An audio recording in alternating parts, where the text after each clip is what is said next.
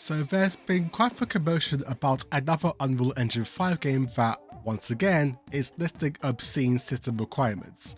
In this case, Hell Is Us, which listed the GeForce RTX 4090 for 4K Ultra at 30 FPS, with a modicum of upscaling also involved. The response was so vicious, we had to clarify what in the hell that stood for, as well as the differing resolution scales depending on the mode.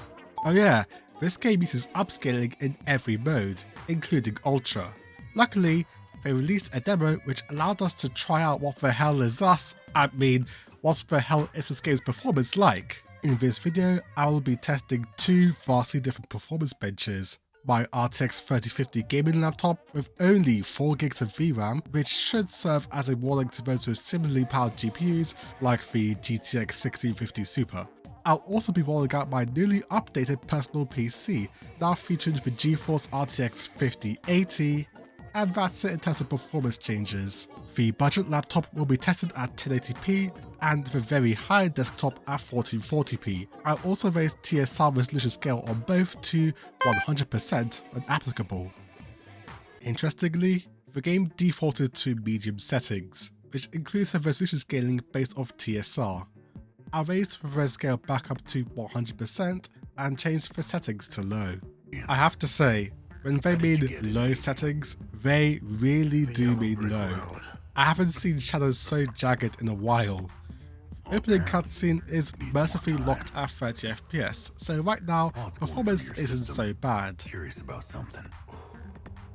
Then we get thrown into the open world and things are immediately going downhill. Because we only have 4GB of video memory, lots of textures are failing to load in, and the end result is absolutely hideous. Then we get to control our character, and we get a very stuttery 25 to 30 FPS. I opted to play with a controller and the input lag was horrendous. It was as if frame generation was on, but it wasn't. Turning reflex on did certainly help, but things did still feel very heavy. It became clear that native resolution was kind of a no-go, so I enabled DLSS at quality soon after. With that, I could get through this forest portion at about 40 to 48 FPS, rising to 50 as I got to this shack. DLSS, however, didn't solve the biggest problem of this poor card, textures failing to stream in. It is very evident that being below the 6 gigs of VRAM on the 5600 XT, a card listed in the minimum requirements, will result in an awful time. I wonder if a similar fate comes for 8GB GPUs in the future, given the discussion around them.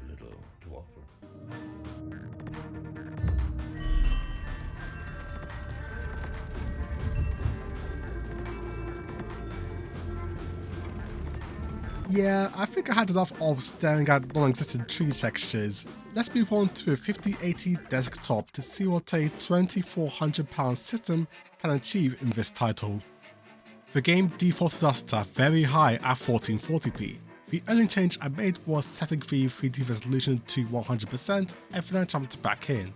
With a leap in settings and resolution, the opening cutscene looks leaps and bounds better, except for this instance where things look too over-sharpened. Never come back.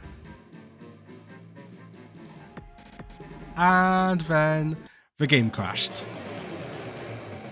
Turns out there's a loading bug in the demo that means if you're loading with high enough settings on GeForce 40 and 50 series cards, it will result in a crash. Thanks to a Steam community comment though, I managed to get around the roadblock. At the title screen, I turned all the settings down to their lowest, loaded into the game, then turned all the settings back up to very high. The game didn't crash again, thankfully. But we were getting just 70 FPS. That resolution scale was a warning that shit is about to get unreal. Engine 5. The good thing was, there was next to no stutter on this system, and as we had more than enough VRAM, textures loaded as they should. And again, we weren't even gaming at 4K, and we couldn't even get 90 FPS outside. I then switched from the TSR resolution scale to DLSS via DLAA. I didn't notice much of a performance difference, so that's nice. The game did look very nice, but the performance does give me pause. If it was my 7800 XT, I'd imagine we would be around 40 FPS in this scenario. Then I briefly tested Ultra and encountered this massive overhead light. This caused us to dip below 60 FPS. The performance difference here between low and ultra is about 2x, with a large difference between medium and high and comparatively little from very high to ultra. For an RTX 5080, I'd stick with very high, then use quality or ultra quality DLSS when needed. Once again, this is just 1440p, but it's definitely worth performing against stuttery games in the UE5 catalogue. As for the poor RTX 3050 laptop, best skip this one.